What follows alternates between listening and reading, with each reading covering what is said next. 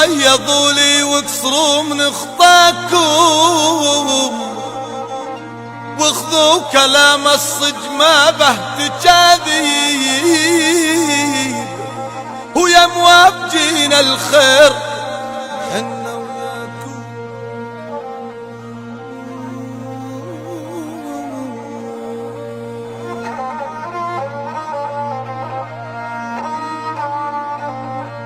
واخذوا كلام الصج ما به تكاذيب، ويا موافجين الخير حنا وياكم. وهديت بكم رادل وادي سلاحيب، ولقيت بالصب خامدة في جماكم، و8 سنين رطب القلب ترطيب، والتاسعة وانا اترجى حداكم. أسعد الله مساءكم أعزائنا مستمعي إذاعة ريان اف ام. نرحب بكم في هذه الحلقة الجديدة من برنامجكم شعراء القبائل. أعزائنا المستمعين، نتكلم اليوم عن فارس من فرسان الصحراء الذين سجلوا مواقف بطولية ومعان سامية في سجل الفخر والعبرة. شيخ له في ذاكرة البادية عبق ينفح شذاه نفحة الشيح والقيصوم، ووقع يبعث في مسمع الدهر صليل السيوف وصهيل الخيل. إنه الشيخ المرحوم أبو عفاش رثعان ابن ماضي. وأود في البداية أن أتوجه بجزيل الشكر للأستاذ أبو معن محمد عبود الماضي حفيد الشيخ رثعان، والذي أفضل في تقديم المعلومات والقصائد الخاصة بشاعرنا رثعان بن ماضي. ويمكنني القول أن الأستاذ أبو معن ساهم في إعداد هذه الحلقة بشكل كبير. ومن خلال إذاعتكم ريان اف ام أتوجه بالتحية إلى عموم الأهل في الأردن الشقيق، وبشكل خاص إلى أبناء قبيلة العيسى. شاعرنا إخوتي الأفاضل هو أحد شيوخ قبيلة العيسى التي لعبت دورا مميزا في الذاكرة الشعبية، إن كان في الأردن أو في سوريا، وبالذات في جبل العرب. ورثعان بن ماضي اسم يتردد في مجالسنا بشكل جميل من خلال السوالف والقصائد التي تناقلها الرواة منذ أكثر من 100 عام. وفي التعريف بشاعرنا، فهو الشيخ رثعان بن حطاب ابن محمد ابن فلاح ابن محمود ابن قعدان بن ماضي، وهو الابن الأكبر للشيخ حطاب، ويليه سليمان ثم صقر. وعاش رثعان في منتصف القرن 19، وتوفي في بداية القرن 20 عام 1905 تقريبا، ودفن في الحرة الأردنية في مكان يسمى البقيعاوية بين بلدة الأزرق والصفاوي باتجاه الشرق، ولم يزل قبره موجود وواضح للعيان. ولرثعان بن ماضي 7 من الأولاد، أكبرهم عفاش وأصغرهم عبود، وهو الوحيد الذي بقي له، حيث توفي والده وهو لم يتجاوز 4 سنوات. أما الأبناء الآخرون فقد توفوا، ومعظمهم قتل أثناء الحروب والغزوات. وبالنسبة لعفاش الابن الأكبر فقد قتل وهو في ريعان شبابه في غزوة كان عقيدها والده رثعان. وكان المكان الذي قتل فيه عفاش بعيدا عن المنازل، عندما أخذ رفاق رثعان ينقلون جثة عفاش معهم، وكان الوقت شتاء والبرد في الصحراء قارس. وعندما استراحوا في إحدى الأماكن ليصنعوا عشاءهم، وهو عبارة عن العربود، فقد كانوا في أرض الحماد حيث لا توجد حجارة لتذري النار التي أرادوا إشعالها، مما جعل رثعان يحمل جثة ابنه عفاش ويتقدم بها باتجاه النار ويذري هذه النار بها. استغرب قومه ذلك وقالوا: يا أبا عفاش، لماذا فعلت ذلك؟ فقال: أشعلوا ناركم، عفاش سيبقى ذرا لكم حيا وميتا. من خلال هذه الحادثة أعزائي المستمعين نستدل على عنفوان نفس الشيخ رثعان ابن ماضي، هذا العنفوان الذي سيرافقنا في المحطات التالية التي بين أيدينا من سوالفه وقصائده وغزواته. وفي البداية مع قصائد الشيخ رثعان نقدم قصيدة نظمها مجاراة لقصيدة هايس ابن مجلاد، وقصيدة ابن مجلاد تخص القهوة العربية المرة وما لهذه القهوة من مكانة في نفس العربي. يقول هايس ابن مجلاد: قم سوما يصبغ على الصين يا ذياب،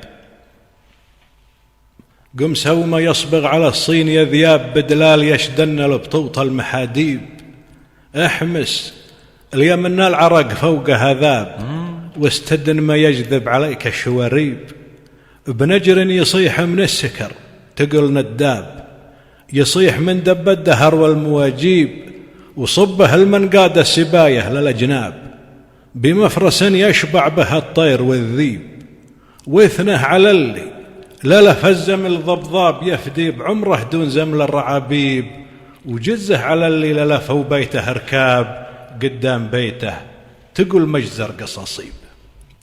هذه من أبيات قصيدة ابن مجلاد. أما شاعرنا رثعان بن ماضي فقد قال في مجاراته لهذه القصيدة: قم سوما يصبغ على الصين يا بلال، بدلال يشدن البطوط المدابيح، احمس اليمنا العرق فوقها سال، واستدن ما يجذب عليك الشوافيح، والله بربعة تطرب على الزول عمال، ليغثبر خطوة السنين الشلافيح، حنا اليمنا السلف والضعن شال، لازم يجنك بالوجيه المفاليح، ربعي ليا حاله على الشيخ فصال، يا ما وقع بن حورهم من تلاتيح، يا ما وقع بن حورهم من تلاتيح. هذه مداخلة الشيخ رثعان ابن ماضي على قصيدة ابن مجلاد. أما الآن فمع الزميل برهان ومع الفاطر وما يختار لنا من قصائد شاعرنا. يلا حياك أبو قصي، صح لسانك. قصتين رائعين لمداخلة بين الشيخ رثعان وابن مجلاد عن القهوي. راح نعرج على قصيدة المهرة. نعم. قصيدة المهرة إلى عدة روايات، وهي الأشهر من قصائد رثعان بن ماضي. صحيح. هناك روايات متداولة بالجبل، وأكيد أنت راح تعرج على الرواية المتداولة عند كما وردت من أقارب الشيخ رثعان، ولكن اسمح لي أنه أني أعرج بالبداية على الرواية الأولى المتداولة عندنا في الجبل. نعم. وهي حقيقة وردت على لسان الشيخ المرحوم أبو صالح محمد أبو خير الله يرحمه. نعم. القصة بتقول أنه بتروح فرس الشيخ رثعان بإحدى الغزوات، بيجي واحد من أهل الشمال بيهديه مهرة، لكن يقال أنه بعدها بالشلي. عندما سئل عن معنى الشلي أنه من 7 إلى 8 أشهر، يعني بعد ما تخيلها خيال. وبقول له للشيخ رثعان، بقول له هاي المهرة تاكل ولا تتاكل. يعني ما بعرف شو دلالة هذا الكلام عندنا هون بالجبل، تاكل وما تتاكل أبو قصي. دلالة أنا سألت المرحوم الشيخ أبو صالح، قال معنى هذا الكلام أنه إذا غزوا أهل الشمال اللي منهم هذا الرجل هذا اللي هدى الفرس واتاخذ طرشهم، حلال هذا الرجل اللي هدى الفرس بالذات بيترجع. نعم. وكأنه عرف، يعني عرفان بالجميل كونه هدى المهرة للشيخ رثعان. نعم.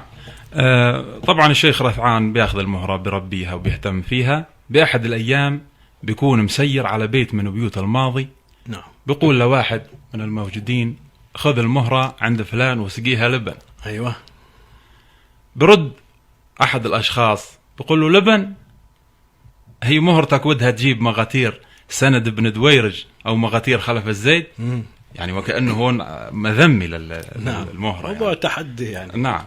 بهاي الأثناء طبعا بيرجع بيقول الشيخ رثعان قصيدة بيوصف فيها المهرة وبيناشدها أنه يعني تنجبوا أثناء غزواته. بيسمع بالقصيدة الشيخ خلف الأذن. نعم. طبعا هنا كان بينهم كثير مداخلات ومسجلات. بيحكي كلمة قاسي بحق الشيخ رثعان. بهاي الأثناء بينشد رثعان علم مغاتير خلف الزيد بمكان اسمه برقع. نعم. هذا المكان قريب من الحماد. بيذبح وبغدي الماضي. رثعان بيذبح وبغدي وجوه قبيلته، بقول لهم تدروا لي غديتكم؟ أنا باكر ودي أغار على مغاتير خلف الخذيت علمهم. فعلا بيغزوا ويجيبوا المغاتير، وبينذر الشيخ رثعان العبد بقول له يا ولد سلم على عمك خلف وقول له رثعان يتناك. بروح العبد بخبره، قال خلف والله وعشرة نعم ابن ماضي، والله حلال عليك ابن ماضي. طبعا هون بيستغربوا الزيد انه كيف خلف بيقول هذا الكلام، ما بيلحق المغاتير. بقول لهم يا الربع والله رثعان ما صيدوا مغاتير، رثعان صيدوا الحاكم بالمغاتير ولا بكم. بيمشي رثعان بالإبل. طبعا هون خلف ما بيلحقوا، بيقوم بيذبح وبيخضب الإبل وبيرجعهن للشيخ خلف. طبعا هاي عليها قصيدة أكيد راح تعرج عليها خي حازم. نرجع بالعودة لقصيدة المهرة اللي بيوصف فيها المهرة. طبعا هو ببدايتها بناشد الطير. نعم. يا طير يا طير يلي للفضيات رواد، يلي عيونك شايحة بالبلادي، ما شفت ركب من هالجوف مداد، بين الجثوم وبين خشم الحماد. بنسمعكم يلا حي تفضل.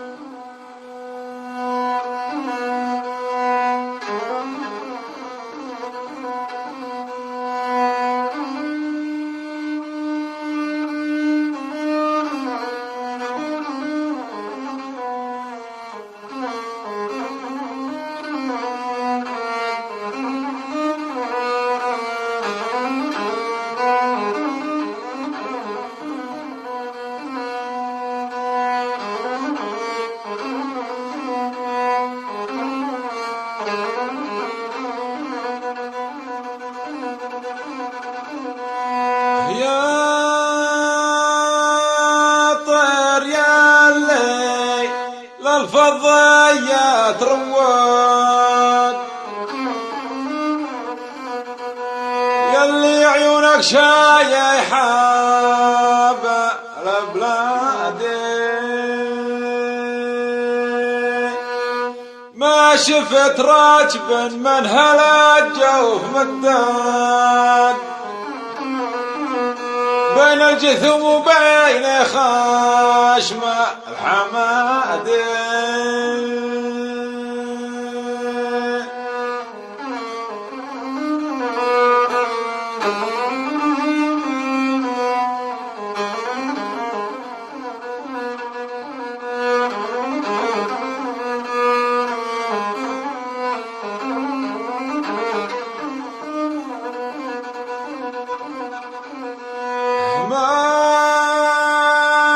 شفت راكبين من هالجوف مداد،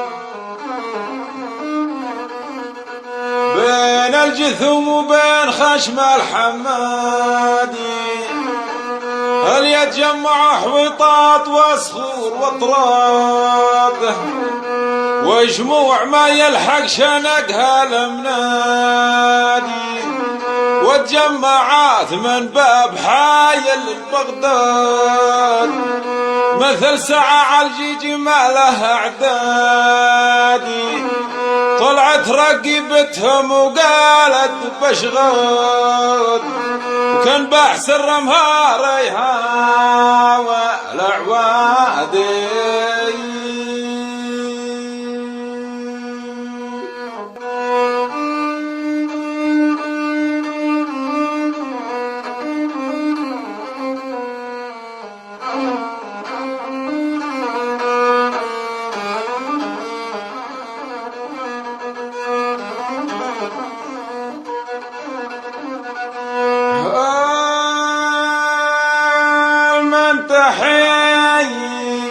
يرمي على البير ميعاد،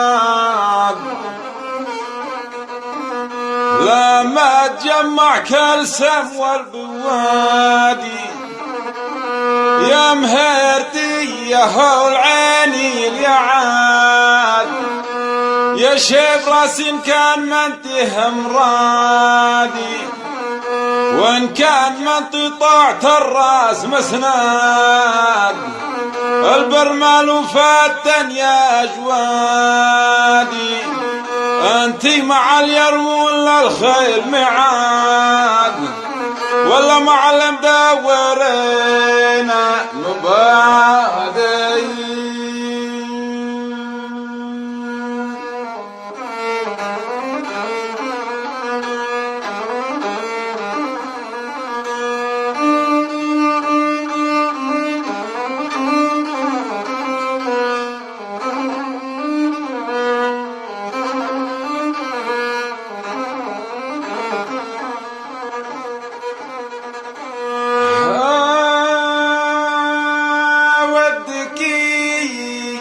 وإن كان تبغي بلدان لأنك مع اللي يطردون المعادي حلال ما هو راثي ولا تلاده مثل مع شذي بالصدر وغادي نوبه نصيد وزاد نوبات نصاد من صاد بالغرات لازم يصود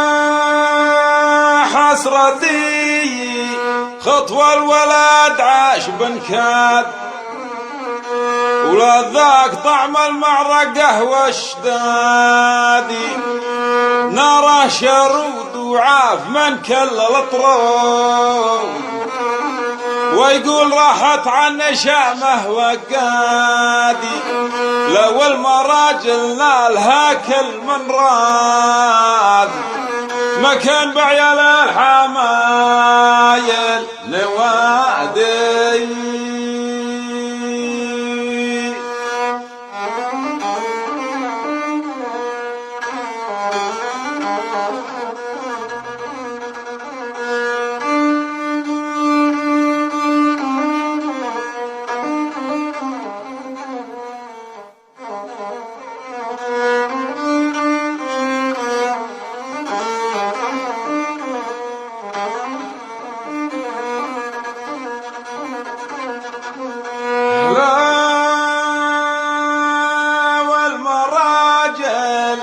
نالها كل من مراد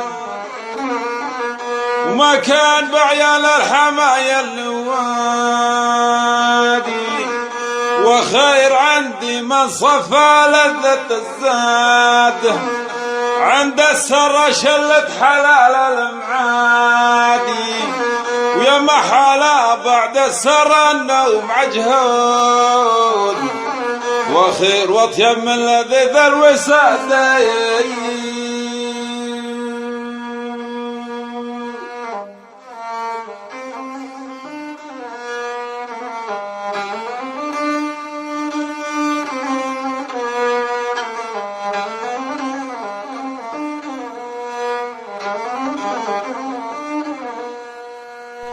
صح لسانك أستاذ برهان. يلا حيك. أداء جميل وما قصرت والقصيدة رائعة. تسلم الله يخليك أبو قصيد. بدنا يعذرونا الإخوة المستمعين إذا أطلنا الحديث حول قصيدة المهرة. أولا هي أشهر قصائد الشيخ رثعان بن ماضي وأجملها. نعم. تناقلت الأجيال هذه القصيدة وذهب الكثير من أبياتها مثل حاضر في صدور الشعراء. صحيح. أينما وجدوا شعراء العامية. على حسب رواية الأستاذ محمد عبود الماضي لمناسبة هذه القصيدة، فقد اجتمعت الجموع في إحدى الغزوات على بئر باير من بني صخر والعيسى ومعهم من قبيلة الحويطات، فسأل العقيد والفارس طراد بن زبن سأل رثعان بن ماضي عن مهرته اللي اشتراها. إذن المهرة برواية الأردن أنه اشتراها، اشترات. نعم. سأله عن المهرة التي اشتراها وكانت هزيلة قليلة الحجم، وقد لامه أقاربه على شرائها وأسموها الحبشة لغرابة شكلها ولونها القمرديني. وبقي هذا السؤال وهذا الاستغراب في ذهن رثعان إلى أن أصبحت المهرة جاهزة للغزو بعد أن أحسن تغذيتها والاعتناء بها، فنظم هذه القصيدة التي يخاطب من خلالها المهرة ويتوعد الفارس خلف الإذن. لاحظ أنه رواية الأردن، رواية الأستاذ محمد، هنا التوعد وخطاب خلف جاء في القصيدة بالأساس. وأعتقد أنه في أبيات بالقصيدة أيضا غير مدخلة القصيدة الأولى، في كمان اختلاف بالرواية. نعم. هلا أنا راح أد رواية الأستاذ محمد الماضي، أو أسميها الرواية الأردنية. تفضل. مع تغيير في البيت الأقول وجموع ما يلحق شنقها المنادي، هذا تركته على روايتنا. نعم. إنما القصيدة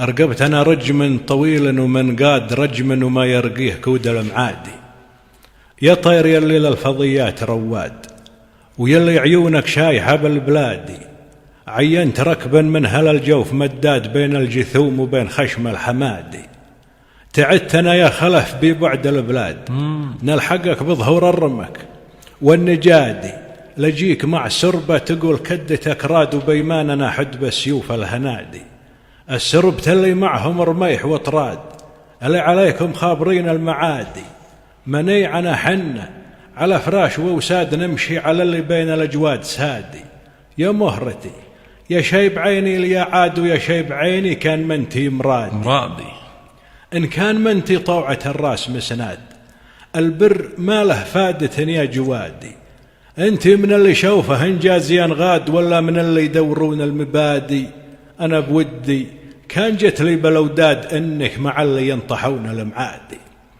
ودي لي التمت حويطات وطراد، وجموع ما يلحق شنقها المنادي، للمنتحي نرمي على البير ميعاد، ليما تجمع كل سم والبوادي، وتجمعت من باب غزة البغداد مثل سعاع الجيج ما لها اعدادي، وطلعت رقيبتهم وقيل الدبش قاد، وانباح سد مهارها والعوادي، واللي صقر بالبوم ما هقوتي صاد، واللي صقر بمخضب الكف صادي، ويا ما حل السروات من عقب الأهجاد، أخير عندي من لذيذ لو سادي، ما هي سوالف مسرد مبها وكاد، يودع علوم الرزق مثل لو كادي، خطوى الولد ما رافق الهجن بوعاد، ولا ذاق لذ الميركة والشدادي، يتلى هوى نفسه وياكل من الزاد عند الحليلة رابعا للهوادي، وحلالنا ما هو بإرث ولا تلاد، مثل معاشي الذيب صادر وعادي، نصيد بالغرات مرات ننصاد، ومن صاد بالغرات لازم يصادي، ولو المراجل حاشها كل من راد، ما صار بعيال الحمايل نوادي. والله صح لسانك، يلا حيك. هذه الرواية لو المراجل محمد بن ماضي، لو المراجل نالها كل من راد، ما صار بعيال الحمايل، ما صار بعيال الحمايل نوادي. وكأنه زبدة القصيدة كلها بهذا البيت. والله لابد من الوقوف عند هذا البيت. هذا البيت أخي برهان ذهب مثلا. نعم. وكثيرا ما سمعت من الرعيل القديم في الجبل تردد هذا البيت على ألسنتهم في عدة مناسبات، وهو من الأبيات المنحوتة في صخرة الدهر وفي صفحات الفحول من الشعراء، ويسمى الشاعر فحلا إذا ذهبت أبيات من شعره مثلا على ألسنة الناس. صحيح. ولعمري إن رثعان بن ماضي ببيته هذا انتسب إلى الطبقة الأولى من الشعر، إن كان في الحماسة أو في الحكمة، وللبيت شجون كما للحديث شجون، فلو أمعنا في أثنائه لوجدنا أنفسنا مبحرة في خضم الجزالة وزخم المفردات وتمام الفكرة. وفي البيت كلمة حمايل، وهي جمع حمولة، والحمولة هي العائلة الكبيرة واللزم الذين يحملون الشأن الواحد والقضية الواحدة، وقد توسعت العامة في هذا المعنى فأصبح يطلق على القبيلة بشكل عام ولكن في مواضع قليلة. وأيضا كلمة نوادي والنوادي هم الفرسان المنتدبون في نخوتهم وتلبيتهم نداء الواجب، أي هم المعول عليهم إذا ما نادى المنادي، أو كما تقول العامة ليصاح الصايح. صحيح، يفزع. وابن ماضي في بيته يخصص الفرسان النوادي بالمراجل، وينفي هذه الحالة عن غيرهم بقوله: لو المراجل حاشها كل من راد، أي لو كانت سهلة وفي متناول الجميع لما تميز الفرسان بها. صحيح. ولكنها وقفا على هؤلاء الفرسان. صحيح، ما أجمل هذا التوصيف. طبعا أعطى الفرسان صفة النوادي، أي أنهم يبرزون دون غيرهم.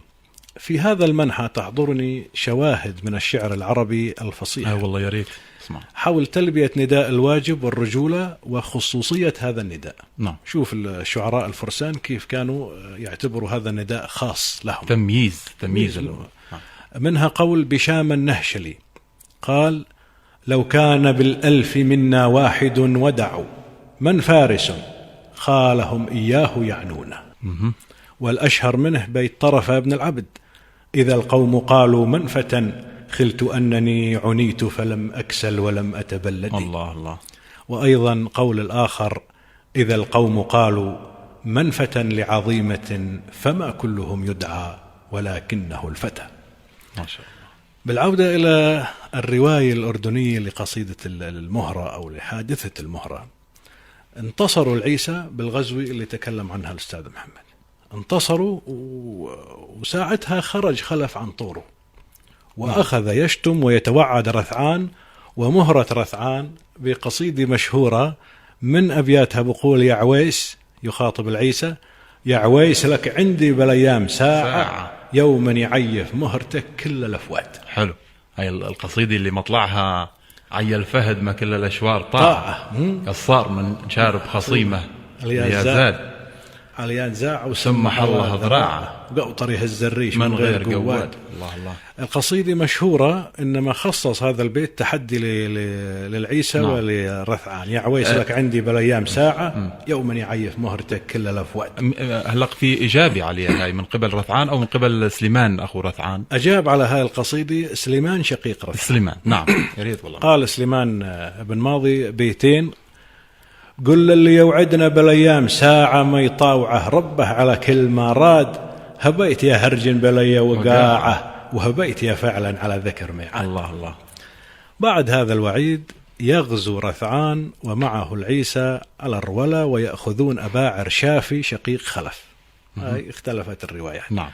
أخذوا أبا عرشافي شقيق خلف وكانت كلها شقح، أخذوها عنوة في وضح النهار. شاهد خلف الغزو الذين أخذوا الأباعر وأرسل عبيده لكي يتعرفوا على العقيد المتحدي، فأخبروه أنه رثعان بن ماضي، فقال خلف: يستاهلا ابن ماضي. والله. ولم يلحق بالإبل، فسار رثعان والعيسى مسافة، وعندما وجد أن خلف لم يلحق به أمر القوم بترك الإبل وشأنها، وأرسل قصيدته التالية إلى خلف الزيد.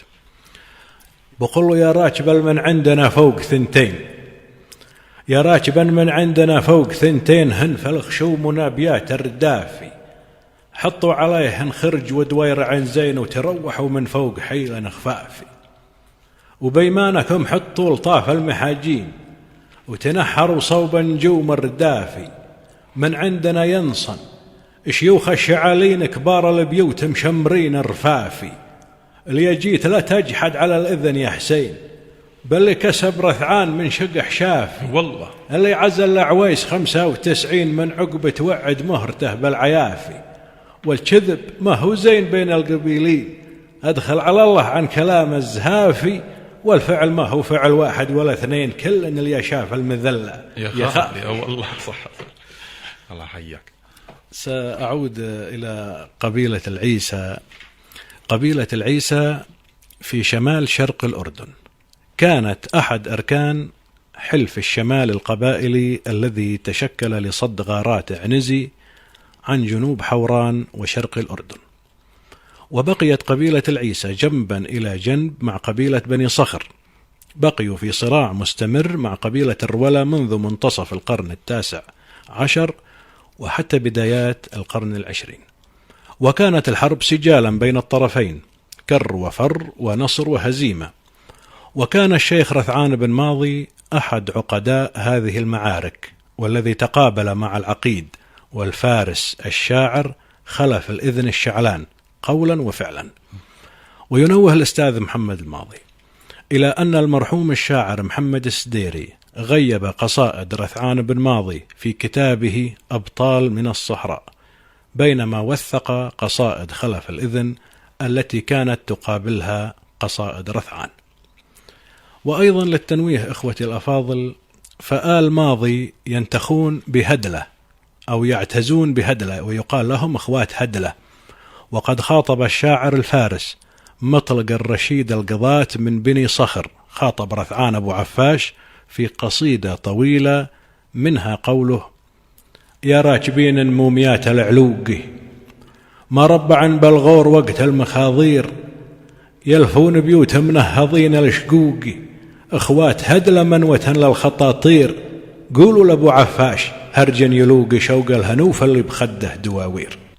هذه بعض الملامح عن قبيلة العيسى وفرعها المشهور آل ماضي.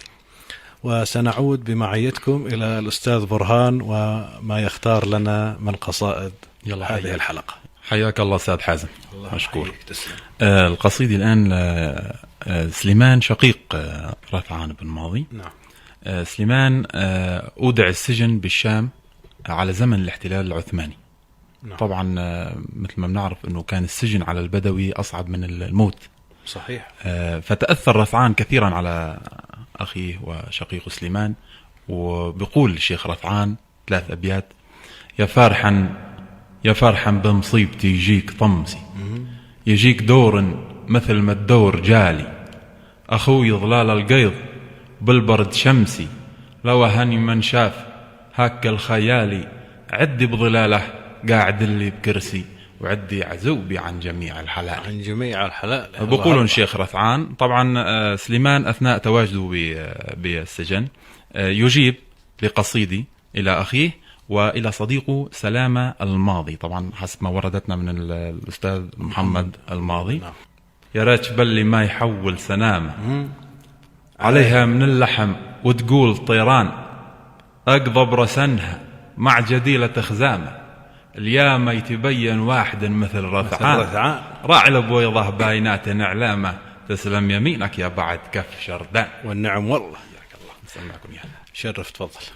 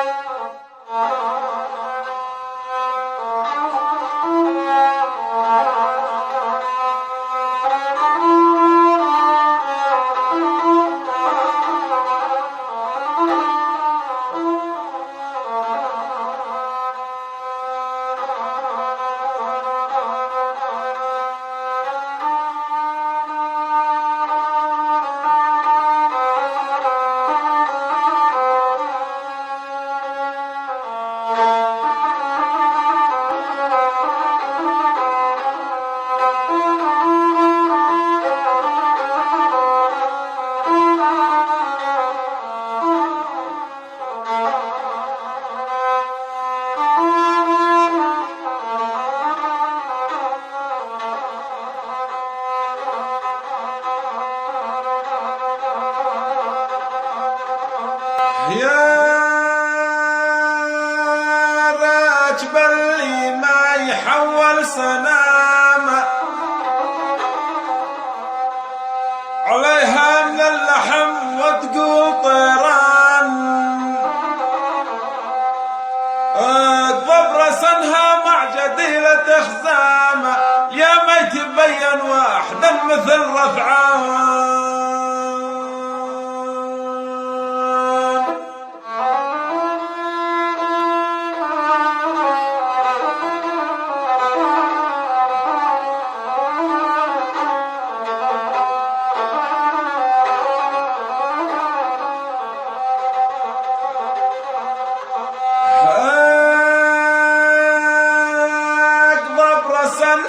مع جديلة خزامة،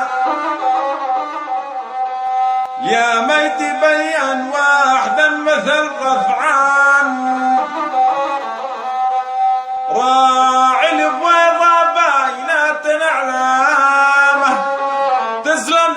يمينك يبعد كف شردان.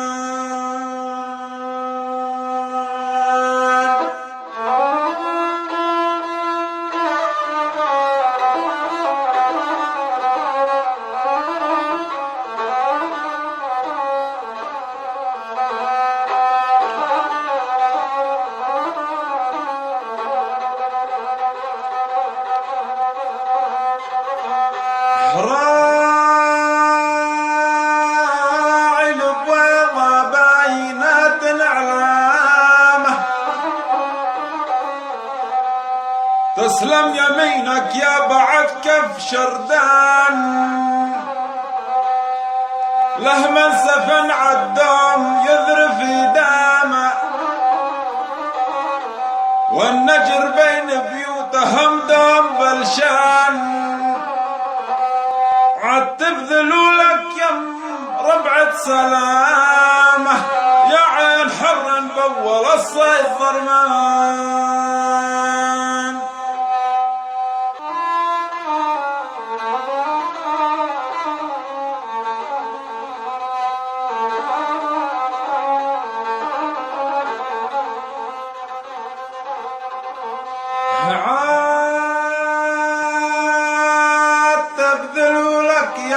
ربعة سلامة،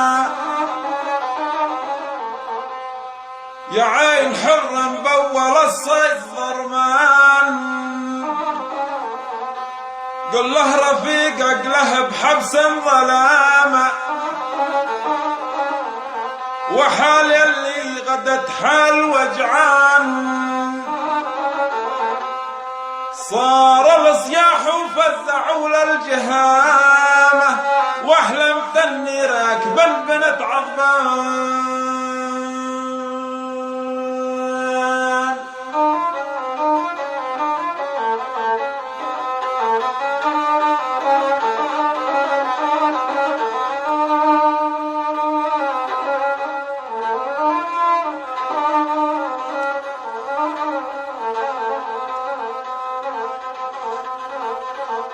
صار الصياح وفزعوا للجهامة،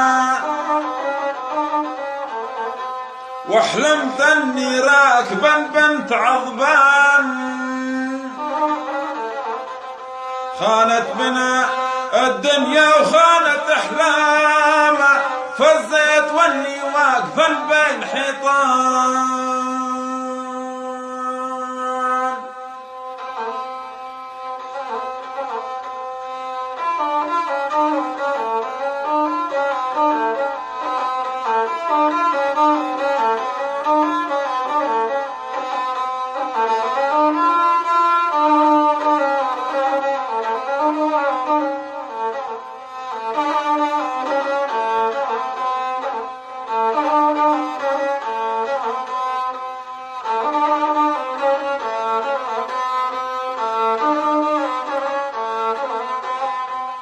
يا ولد دني للفاطر بنت وضيحان الشهر، واشتد ييسر الخاطر بالظلم يدهش بهر. هلا هلا بك يا هل، لا يا حليف يا ولا.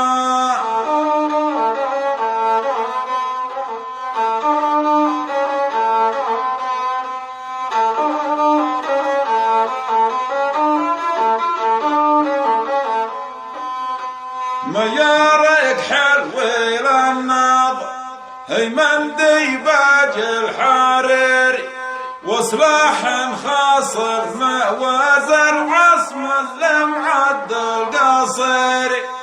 يا هلا بك يا هل، لا يا حليف يا ولا.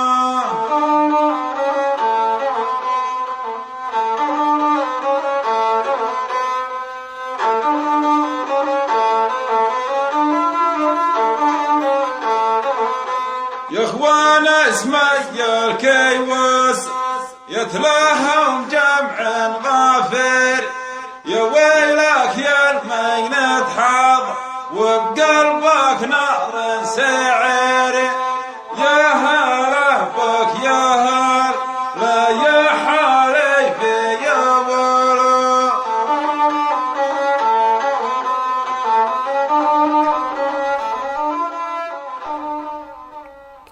صح لسانك أستاذ برهان. يلا حياك أبو صخر الغالي. تسلم. السلام عليكم. والله راح نلاحظ بالحلقة حضور سليمان بن ماضي شقيق الشيخ رثعان، حضور صحيح. مثل حضور رثعان كفارس وكشاعر، وهناك علاقة حميمة بين هذا الأخوين رثعان وسليمان، وهو شقيقه الوحيد من جملة أخوة رثعان. نعم.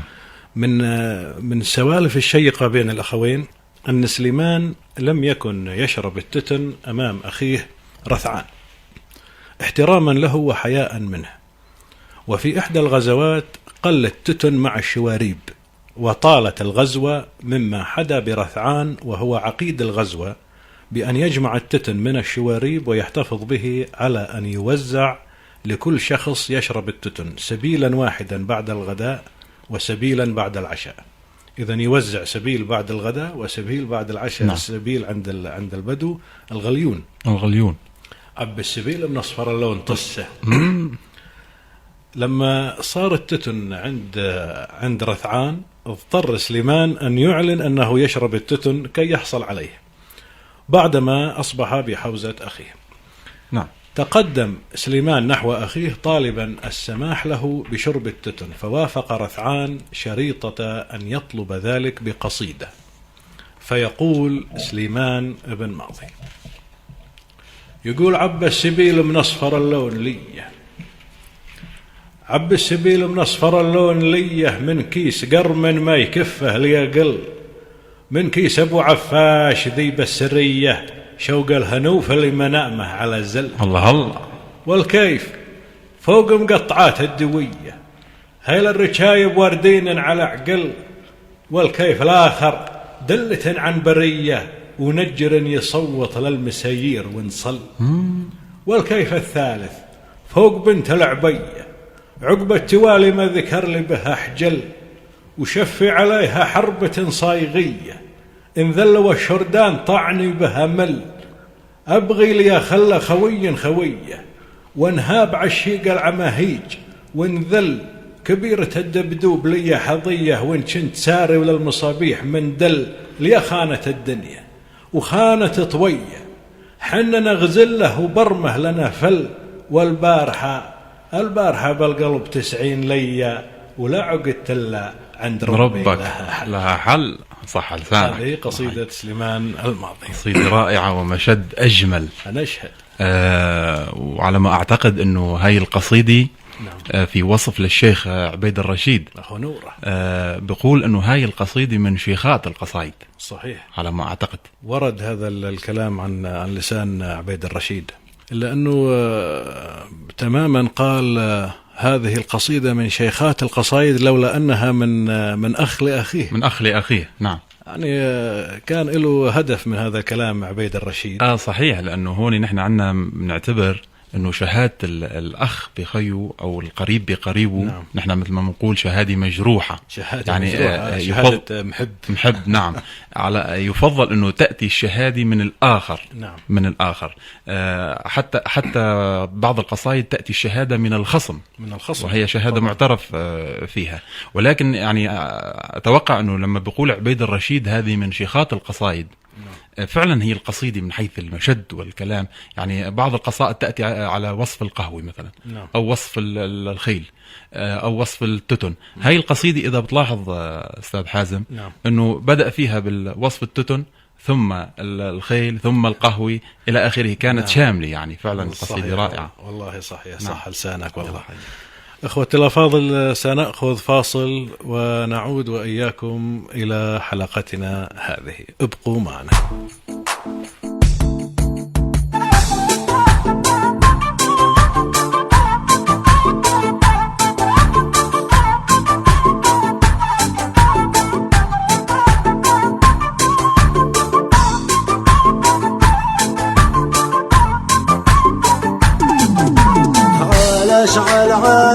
اشعل الريان صوتك، عين الريان صوتك عيلي، اشعل الريان صوتك، عين الريان صوتك عيلي، صوتك وصل للسما بالمركب الأول، بالمركب الأول.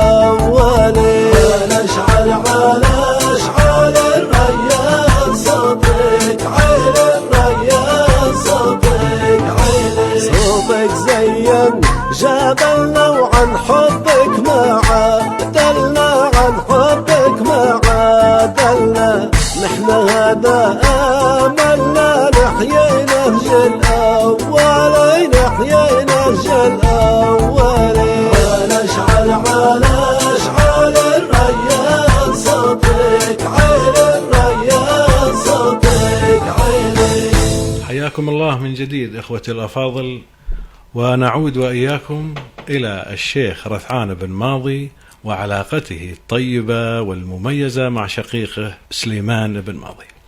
هناك حادثة ملفتة للنظر ويقف أمامها القلب مفطورا لما فيها من إخاء ووفاء، عندما كان رثعان وسليمان ومعهما عفاش الابن البكر لرثعان في غزوة، قتلت فرس سليمان وقتلت فرس عفاش، وفي خضم المعركة التفت رثعان فوجد سليمان وعفاش على أرض المعركة، فاندفع مسرعا نحو أخيه سليمان متجاوزا ابنه عفاش، وأقبل على سليمان وقال له اردف اردف.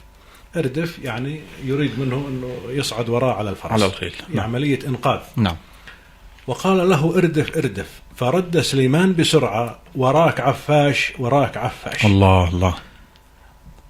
قال رثعان اترك عفاش يجينا ولد ونسميه عفاش. شوف الموقف اللي بين الأخ والابن.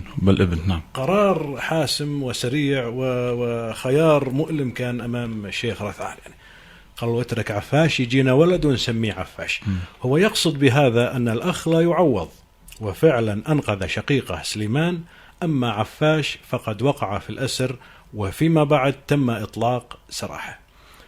الحقيقة أثارتني هذه الحادثة التي وقف من خلالها الشيخ رثعان أمام خيارين، فإما أن ينقذ أخيه وإما ولده البكر، وكيف كان القرار سريعا وبديهيا في تجاوز الابن وصولا إلى الشقيق في تلك اللحظات الحاسمة.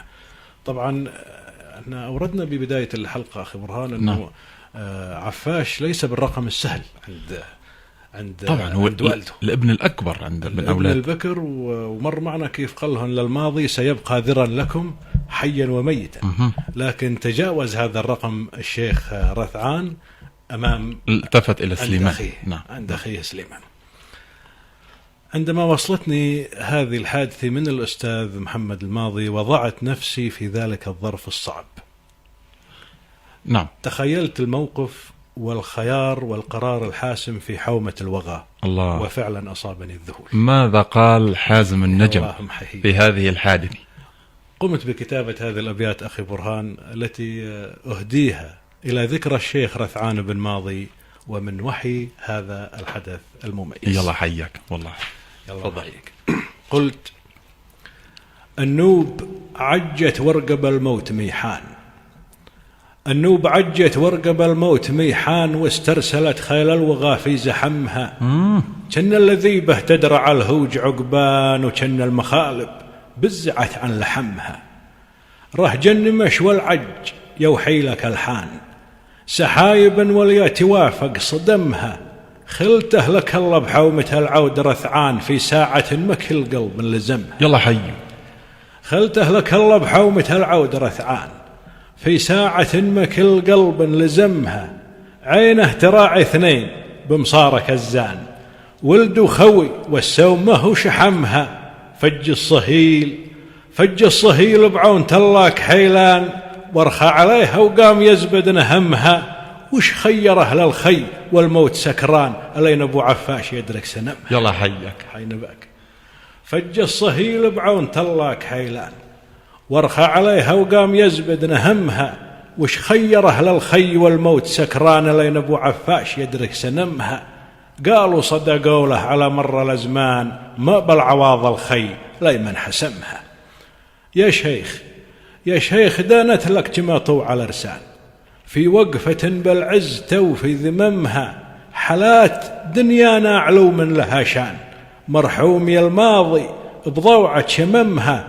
تحفظ لك العليا مواثيق نيشان، دام المكارم بالمجرة خشمها.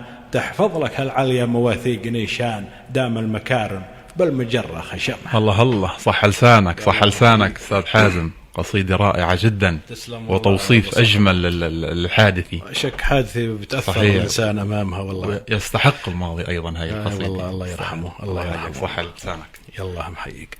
أود التعريج برأيي حول هذا الشعر أخي برهان. نعم. أعزائنا المستمعين، الشعر الذي بين أيدينا والذي نقلته لنا الحافظة الشعبية هو شعر يساجل الواقع والمحيط الذي يعيشه الشاعر ويصوره لنا من خلال لغته التي كانت انعكاسا لطقوس وموجودات ذلك المحيط. فهو يصور ما يراه ويرسم لنا أبعاد الصحراء التي كانت ولم تزل منبتا للكثير من الإبداعات الفنية. وشاعرنا ابن ماضي نسج قصائده من هذه الطقوس والمعطيات، يعتني بلغة التحدي بشكل واضح، إذ كانت هذه اللغة وسيلة إعلامية تذكي هيبة القبيلة أو الحمولة بين القبائل الأخرى. ومن هذه المفاخر قول ابن ماضي في قصيدة المهرة التي قدمناها في بداية الحلقة، يقول: حلالنا ما هو بإرث ولا تلاد، مثل معاش الذيب صادر وعادي. فهو يؤكد على أن الحلال أي الماشية التي يملكونها من إبل وغنم وغيرها إنما هي من كسب أيديهم، فقد خاضوا من أجلها غمار الحروب وكانوا كالذئاب في صبرهم وحذرهم وشدة بأسهم. ونلاحظ أن الشاعر ينفي أن يكون هذا الحلال موروث عن الآباء والأجداد، فهو يرى في ذلك ضعفا، والفارس الفارس هو الذي يكسب رزقه بيده. وأيضا من ناحية فنية فقد كتب ذلك الرعيل معظم قصائده على الوزن المسحوب، وهو الوزن الذي يأخذ المساحة الأكبر في شعر البادية والجبل. كما لا يمكننا أن نهمل أن معظم هذه القصائد كتبت بطريقة ارتجالية عفوية، وهي مع ذلك لم تفقد رونقها وفاعليتها في طرح الفكرة والصورة. وهذا الكلام عندي يحتاج إلى وقفة أطول ودراسة تمكننا من تأكيد ارتجال القصائد، فما صدر منها كدفعة شعور واحدة يبدو واضحا، وما دخل عليها من الشاعر نفسه أو غيره أيضا يمكن تمييزه لدى الممعن في القصيد. ما شاء الله، يلا حيك. يعني هلا القصائد فعلا هي كانت تأتي من البيئة المحلية، من واقع المكان، انعكاس للواقع. الغزوات والأحداث والمعارك، حتى توظيف المصطلحات والمفردات كانت مناسبة للأحداث الجارية. يلا حياك أبو قصي. يلا محيك. سنعود إلى الربابي أخي برهان كمان. أبشر. والله حياك الله. هاي راح تكون القصيدة الأخيرة على الربابي. نعم والله تفضل. هي القصيدة أرسلها الشيخ رثعان إلى بني صخر. والله حلو. مثل ما تفضلت بحديثك أنه كان في تقارب بينه وبين بني صخر. كانت قبيلة العيسى حلف مع بني صخر. في إحدى المرات أرسل بن ماضي إلى الشيخ طراد بن زبن ليترك مساحة من الأرض مشان تنزل قبيلة العيسى في ديار بني صخر لتقف معها في غزواتها ضد الرولة. نعم. بإحدى المرات بفكر أحد زعماء بني صخر وهو فارس من فرسانها أن يغزو على العيسى، وهو وعقيد من السرحان يدعى مسلط. طبعا هي وردتنا الرواية أيضا من الأستاذ محمد الماضي، نوجه له كل التحية وكل الشكر. والله. وكان السرحان يتقربون من الرولة آنذاك، لكن هاي الغزوة ما تمت حقيقة. بيسمع فيها الشيخ رثعان، بيرسل هاي القصيدة إلى طلال باشا الفايز وإلى ابن زبن وبني صخر. ابن زبن ولا ابن زبن؟ طراد بن زبن. بن زبن نعم للتصحيح. وبني صخر، وهي قصيدة عتاب. بيقول الشيخ رثعان: يا راكبا من فوق خط والعماني، عليه من ركب اللحاوي طواصيف، ما فوق هل الكور شغل المعاني، خرج العقيلي زاهيا بالتشانيف، أي مد من صلخد حين الوذاني والعصر عند مكرمين المناكيف. الله حلو نسمعها. والله تفضل. الله يزيد فضلك.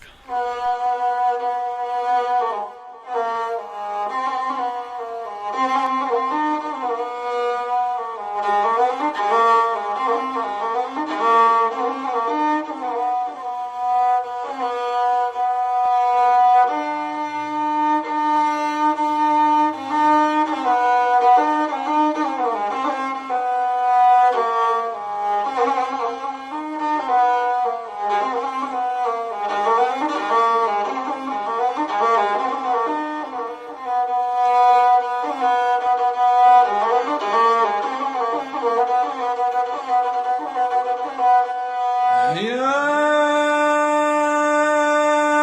راجبان فوق خط والأعمان وعليه من رجب اللحاوي توصي ما فوقه الا الكور شغل الامعاني خرج العقل زاهيان بالتشاني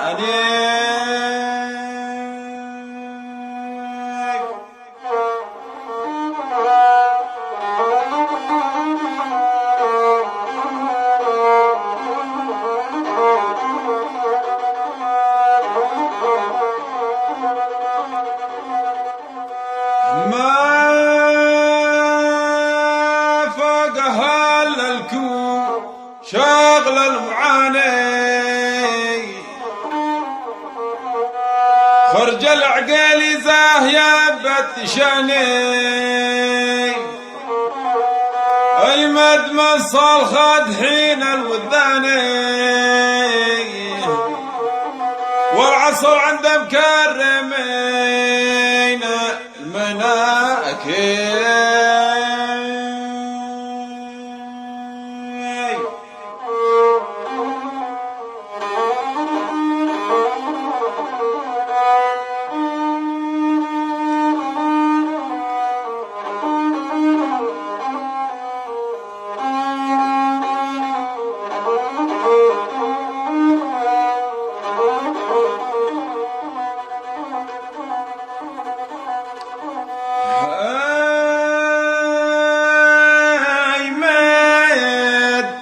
منصل خد حين الوذاني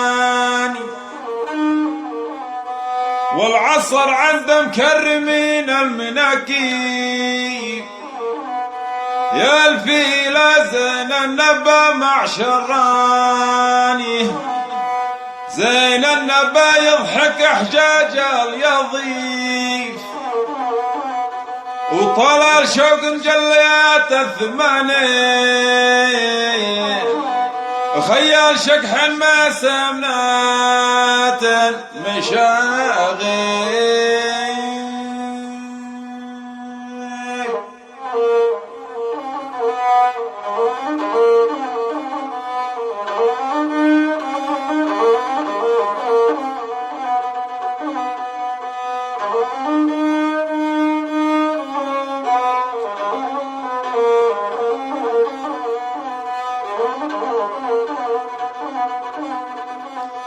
طلال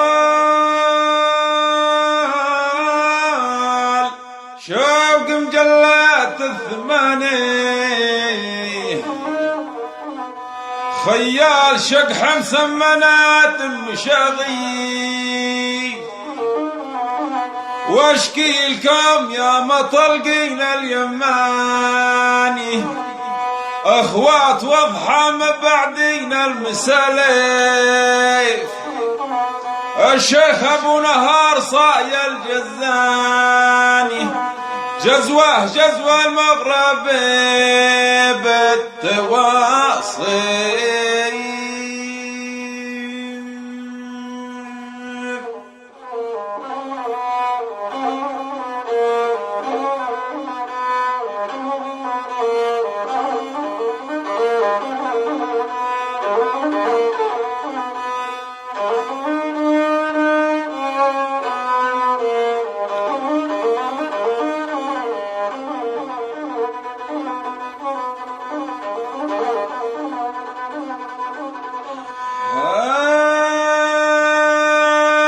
الشيخ ابو نهار صاير جزاني وجزوه المغربي بالتوصيف يوم الامزغرت جاك بالجمعاني وجموع بلون المزون الروديف عند الحمية جيت ما حدا دعاني من فوق خيل مكرمات مزغيف بما انه دق الوزر شي شخاني بزر يشظف منع العظم تشظيف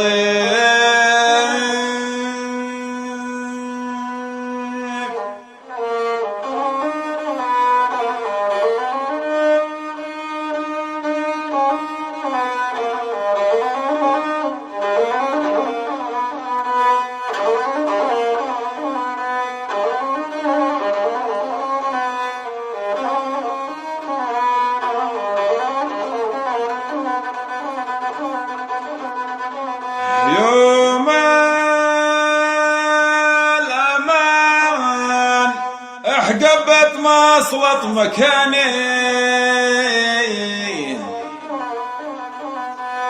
اللي على درب الهوى يتبع الريف ولاني بشان اللي ما هو بشاني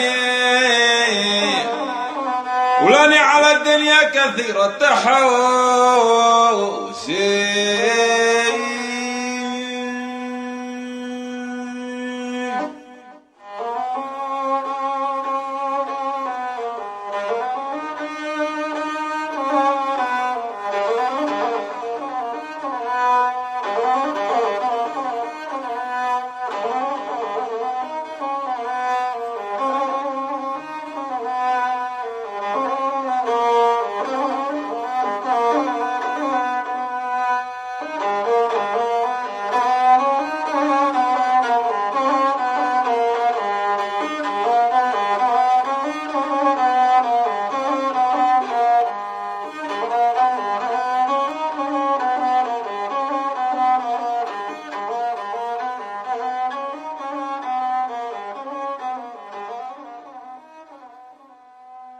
صح لسانك استاذ برهان. يلا حياك. قصيدة رائعة وأداء رائع كالعادة. حياك الله حياك الله. أحد أبيات القصيدة يقول الشيخ رثعان: يمد من صلخد حين الوذاني والعصر عند مكرمين المناكيف. نعم. كلمة صلخد تدلنا على العلاقة الطيبة بين أهل الجبل وبين الشيخ رثعان أو بين الماضي عموم.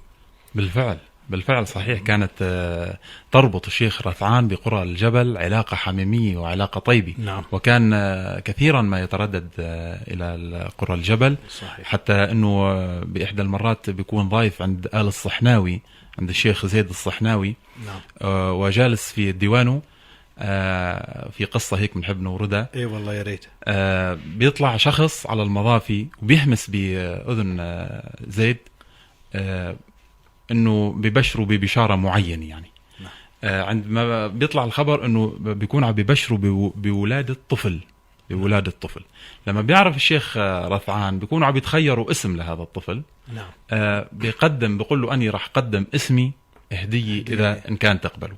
طبعا زيد بيقبل هاي الهديه. نعم. وفعلا بيسموا المولود الجديد رثعان على اسم الشيخ رثعان بن ماضي. فتصور يعني. نعم. وفيما بعد اللي بعرفه أني رثعان لما كبر وصار له شهرة فعلا رثعان الصحناوي وفاء لرثعان بن ماضي. نعم. سمى ابنه عفاش على اسم عفاش. رثعان أبو عفاش رثعان ابن ماضي. صحيح.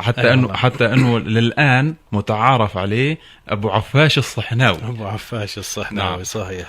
يسلم ملافظك أخي برهان. يلا حياك. تسلم ونسال. أعتقد وصلنا لنهاية الحلقة، ولكن قبل الختام أخوتي الأفاضل أود أن أقرأ قصيدة جميلة ومؤثرة للأستاذ أبو معن محمد عبود الماضي، قالها أثناء زيارته لمنطقة الحرة البقيعاوية في الصحراء الشرقية بين الأزرق والصفاوي، حيث يرقد جثمان جده الشيخ رثعان بن ماضي. فقال هذه الأبيات التي يخاطب فيها ابنه عبد الحكيم. طبعا هو يقول بالقصيدة الأستاذ أبو معن يقول يا عبيد يقصد ابنه عبد الحكيم. نعم. يقول محمد عبود الماضي: مشيت وقلبي يسبق السير ويزيد، للشرق رجلي عجلت بي خطاها، أريد قبر له كرامة وتمجيد، راعيه روحه عند ربعه فداها. ويا عبيد مر ساعتين انتقل عيد عصرية، يا عبيد قلبي شهاها، وقفت عنده شام خراس يا عبيد، وقفة فخر واليوم كل بغاها. سلام يا قبر انت ربع كمال هيد، يا مونس الحرة بوحشة خلاها. سلام يا حر انت نهنه من الصيد، ولو عرضت له صيدة ما نواها. سلام يا الضرغام يا فارس البيد، يلي فعالك نالنا من ثناها، لو تنفدى بالمال ودم الوليد كم فارس من العيسى، يمك حداها ودعت قبره والليالي مواعيد، ويا رب تشفع له بحزة لقاها، ويا رب تشفع لها بحد ذاتها. تلقاها. يلا حياك، يلا حياك، وصح لسان الأستاذ محمد والله. عبود الماضي اي والله على هاي القصيدة الجميلة. اي والله كان له بصمة رائعة في حلقتنا اليوم. والله نوجه له التحية والشكر لأكثر من مرة في هذه الحلقة. مستمعينا الأكارم، هذا ما توفر لدينا من معلومات وقصائد عن الشيخ الفارس رثعان بن ماضي رحمة الله عليه. نتمنى أن نكون قد وفقنا في تقديمها لحضراتكم. لكم كل التماني الطيبة من إذاعتكم ريان FM ومن برنامجكم شعراء القبائل. مني أنا محدثكم حازم النجم، ومن زميلي الأستاذ برهان البربور. وإلى أن نلقاكم في حلقة جديدة نستودعكم الله. ويا طروش يلي ناحرين المراجيب، وتريضوا لي وكسروا من خطاكم، واخذوا كلام الصج ما به تجاذيب، ويا موافجين الخير حنا وياكم.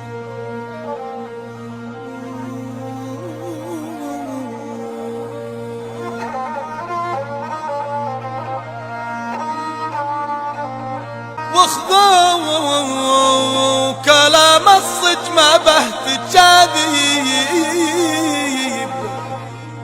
ويا موافجين الخير حنا وياكم. وهديت بكم راجل وادي سلاحيب، ولقيت بالصب خامدة في جماكم، و8 سنين رطب القلب ترطيب، والتاسعة وانا اترجى حداكم.